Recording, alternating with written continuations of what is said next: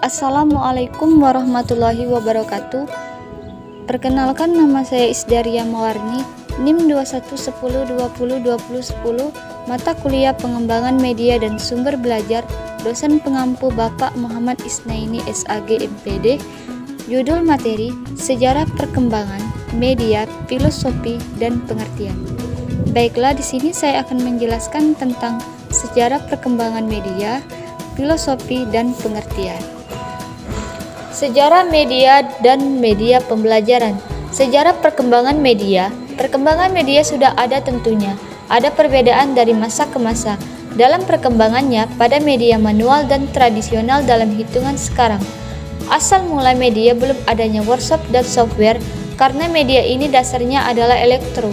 Zaman dahulu media memberikan melalui suara, isyarat, gerak yang berhubungan dengan panca indera dan dibantu peralatan khusus. Dapat disimpulkan bahwa media ini tidak berujuk pada suatu teknologi yang spesifik. Artinya, media ini menyatakan bahwa teknologi komunikasinya sulit diprediksi sebab perkembangannya yang cukup pesat. Ada 4 periode pembagian sejarah perkembangan media, yaitu pertama, periode tribal. Periode ini merupakan komunikasi manusia mediasi melalui lisan sehingga masyarakatnya terikat dengan budaya lisan yang berperan sebagai storytelling sebagai komunitas yang berhubungan. Yang kedua yaitu periode literatur. Periode ini digunakan oleh manusia sebagai simbol-simbol untuk komunikasi secara tertulis tanpa interaksi tatap muka, melalui budaya baca, tulisan agar mempermudah manusia untuk mendapatkan informasi, serta penglihatan indera proses komunikasinya yang bersifat lurus. Yang ketiga yaitu periode percetakan.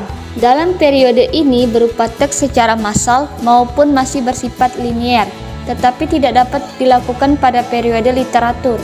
Seiring dengan ditemukannya teknologi mesin cetak oleh Johann Gunther Beck, manusia mulai memasuki periode percetakan.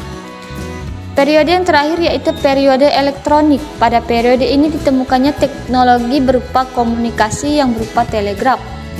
Proses komunikasi ini memerlukan pemanfaatan indrawi secara maksimal sehingga dapat terintegrasikan dengan baik.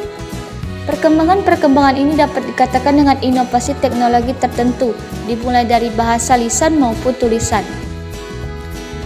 hingga alat telegraf. Penemuan-penemuan inilah yang menentukan bagaimana manusia berperilaku dalam kegiatan komunikasi yang dilakukannya. 2. Yaitu sejarah media pembelajaran. Pada awal sejarah pendidikan, guru merupakan satu-satunya untuk memperoleh pembelajaran. Dalam perkembangan selanjutnya, sumber belajar itu kemudian bertambah dengan adanya buku. Alat bantu mengajar yang mula-mula digunakan adalah alat bantu visual seperti gambar, model, grafis atau benda nyata lainnya. Alat-alat bantu ini dimaksudkan untuk memberikan pengalaman konkret, untuk memberikan motivasi serta mempertinggi daya serap dan daya ingat siswa dalam belajar. Sekitar pertengahan abad ke-20, usaha pemanfaatan alat visual mulai dilengkapi dengan peralatan audio. Maka lahirlah peralatan audio pembelajaran visual. Pada tahun 1950, teori komunikasi mulai mempengaruhi penggunaan alat audio visual. Dalam pandangan teori komunikasi, alat audio visual berfungsi sebagai alat penyalur pesan dari sumber pesan kepada penerima pesan. Begitupun dalam dunia pendidikan, alat audio visual bukan hanya dipandang sebagai alat bantu guru saja, melainkan sebagai penyalur pesan sumber belajar. Sekitar tahun 1960 sampai dengan 1965, menurut Sadiman, siswa mulai diperhatikan sebagai komponen yang penting dalam proses pembelajaran. Pada tahun 1950, ditanamkan pada diri siswa untuk menjadi adat kebiasaan tingkah laku positif ke arah yang dikehendaki.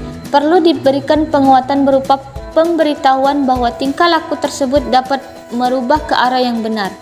Pada tahun 1965 sampai dengan 1970 dikenal dengan pendekatan sistem, mulai menampakkan pengaruhnya dalam kegiatan pendidikan.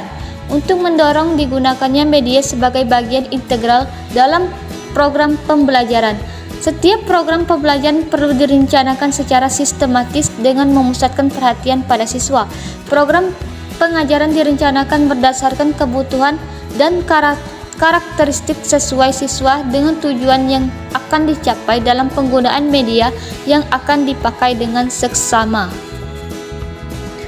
Yang ketiga yaitu filosofi media dan media pembelajaran.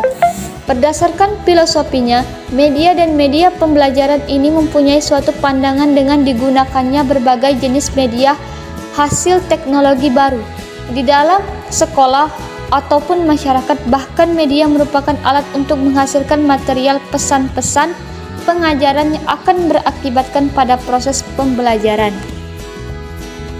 Yang keempat yaitu bentuk-bentuk sejarah media dan media pembelajaran. Yang pertama yaitu media visual atau dikenal dengan penglihatan. Yang kedua yaitu media audio yang dikenal dengan media pendengaran suara. Yang ketiga yaitu media cetak atau lembaran kertas. Yang terakhir yaitu media visual, audio atau lain-lainnya. Selanjutnya yaitu pengertian media. Kata media berasal dari bahasa Latin yaitu medius, yang secara harfiah berarti tengah. Perantara atau pengantar. Secara umum media adalah segala sesuatu yang dapat menyalurkan informasi dari sumber informasi kepada penerima informasi.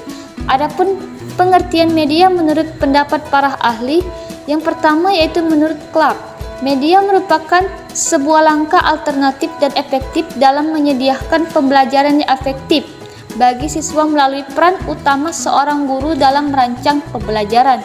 Yang kedua yaitu menurut Ahmad Rohani, media merupakan segala sesuatu yang dapat ditangkap oleh indera manusia yang berfungsi sebagai perantara, sarana, atau alat untuk proses komunikasi. Yang ketiga yaitu menurut Purnawati dan Pidarni, media adalah segala sesuatu yang dapat digunakan untuk menyalurkan pesan dari pengirim ke penerima sehingga dapat merangsang pikiran, perasaan, perhatian dan minat siswa sedemikian rupa sehingga terjadi proses belajar. Yang terakhir yaitu jenis-jenis media. Yang pertama yaitu ada media pembelajaran, yang kedua yaitu ada media pengajaran, dan yang terakhir yaitu media pendidikan. Mungkin itu saja yang bisa saya sampaikan. Terima kasih, semoga bermanfaat. Wassalamualaikum warahmatullahi wabarakatuh.